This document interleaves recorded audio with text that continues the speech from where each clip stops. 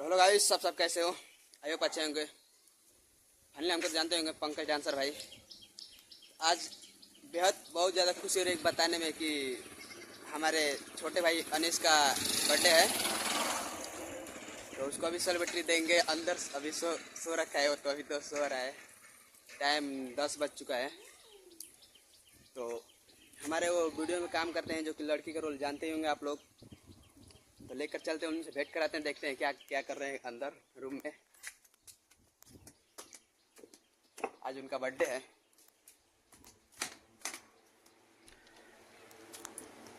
आपके घर में देखिए गाइस, ये रहा अभी सोकर उठ रहा है। देखिए, हैप्पी बर्थडे भाई। आप ऑडियो में क्या कहना चाहते हैं, बोल दीजिए कुछ।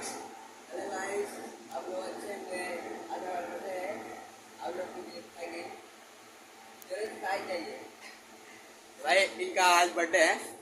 बहुत बहुत धन्यवाद अनिश को भाई। हमेशा आप लाइफ में खुश रहे। देख सकते हैं आप, सो कर उठ रहे हैं। देखिए यहाँ पर सोए थे हम लोग, यहीं पर सोते हैं।